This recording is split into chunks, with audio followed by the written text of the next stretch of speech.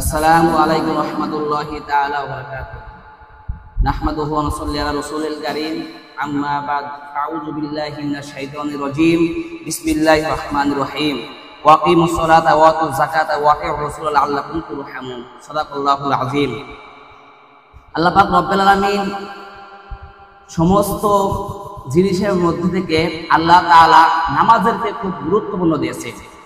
আর এই নামাজের মধ্যে এত পরিমাণ ফজিলত, যে ব্যক্তি নামাজ পড়বে আল্লাহ তাআলা তাকে সরাসরি জান্নাত দান করবে।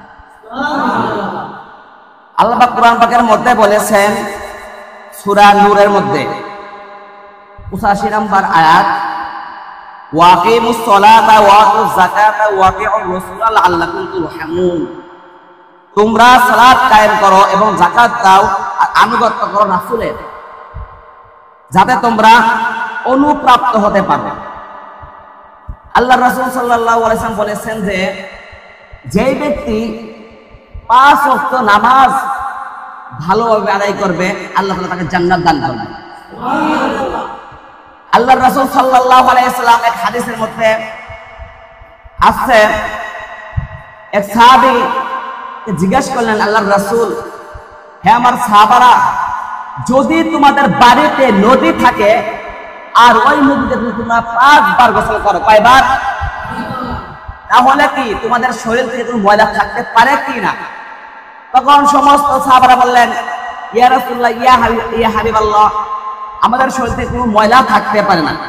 তখন আল্লাহ রাসূল সাল্লাল্লাহু আলাইহি ওয়াসাল্লাম বলেন যে যেই ব্যক্তি 5 ওয়াক্ত নামাজ ভালোভাবে আদায় করবে তার শরীর থেকে কোনো গুনাহ থাকতে পারে না।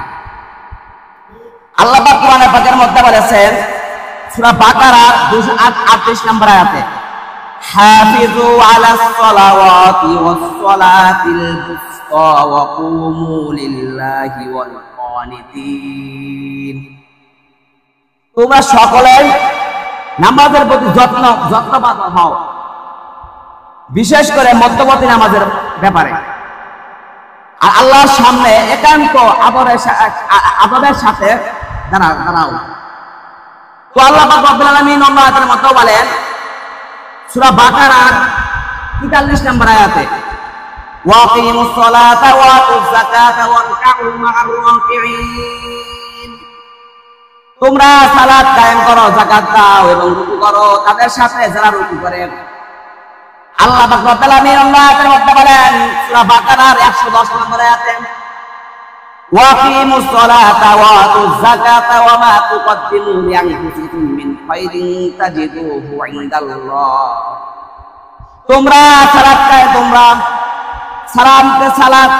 কায়েম করো এবং যাকাত দাও, আর তোমরা নিজের জন্য আগ্রহ দুনিয়া থেকে যে সৎকর্ম প্রেরণ করবে তা আল্লাহর কাছে পাবেন। অন্য আয়াতের মধ্যে আল্লাহ পাক বলেন সূরা নিসার 142 নম্বর আয়াতের মধ্যে বলেন, ইন্নাল মুনাফিকিনা ইউখাদিউনা আল্লাহা ওয়া হুয়া খাদিউহুম ওয়া ইয কামু ইলাস সালাতি কামু কুসালা। নিশ্চয় মুনাফিকরা প্রতারণা করেছে আল্লাহ তাআলার সাথে, অথচ তারা নিজেদের প্রতারিত করেছে। যখন নামাজে দাঁড়ায় তখন নিজেরাই নিজেদের ধোঁকা দেয়। আল্লাহ তাআলা বলেছেন যে যারা নামাজ পড়বে আসলে নামাজ পড়ে না, ধোঁকা দেয়, আমাকে ধোঁকা দিয়েছেন। এই জন্য প্রত্যেকটা মানুষের আল্লাহ তাআলার জন্য নামাজ পড়তে হবে, মানুষকে দেখানোর জন্য না। অন্য আয়াতের মধ্যে আল্লাহ পাক বলেন সূরা মাউনের 1 নম্বর এবং 2 নম্বর আয়াতের মধ্যে, ফাওয়াইলুল লিল মুসাল্লিন। দুর্ভাগ্য হতভাগা তারাই তো সব মুসল্লিরা যারা আল্লাযীহুম আন সালাতিহিম সাহুন, তারা নামাজের মধ্যে গাফলতি করত। অন্য আয়াতের মধ্যে আল্লাহ পাক কোরআনের মধ্যে বলেন সূরা মুমিনের মধ্যে 1 এবং 2 নম্বর আয়াতের মধ্যে, কদ আফলাহাল মুমিনুন আল্লাযীনা হুম ফি সালাতিহিম খাশিউন। নিশ্চয় ওই সকল মুসলমান, ওই ঈমানদারগণ সফলতার কাম হয়েছে যারা তাদের নামাজ খুশু যুবরের সাথে আদায় করবে। আল্লাহ পাক রব্বুল আলামিন বলেছেন যে নামাজ সমস্ত কাজ থেকে, খারাপ কাজ থেকে বিরত রাখে। ইন্নাস সালাতা তানহা আনিল ফাহশাই ওয়াল মুনকার। নিশ্চয় নামাজ অশ্লীল কাজ থেকে বিরত রাখে। আল্লাহ পাক রব্বুল আলামিন বলেছেন ইন্নাল্লাযীনা ইয়াতলুনাল কিতাবাল্লাহি ওয়া আকিমুস সালাতা ওয়া আনফিকু মিম্মা রাযাকনাহুম সিররাও ওয়া আলানিয়াতান ইয়ারজুনা তিজারাতান লান তাবুর।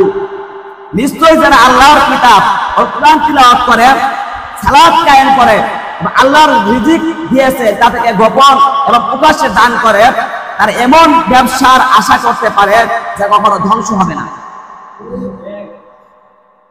আল্লাহ রাসূল সাল্লাল্লাহু আলাইহি ওয়াসাল্লাম বলেছেন যে ব্যক্তি 5 ওয়াক্ত নামাজ ভালোভাবে আদায় করবে তাকে 5টি জিনিস আল্লাহ তাআলা পুরস্কার দান করবেন।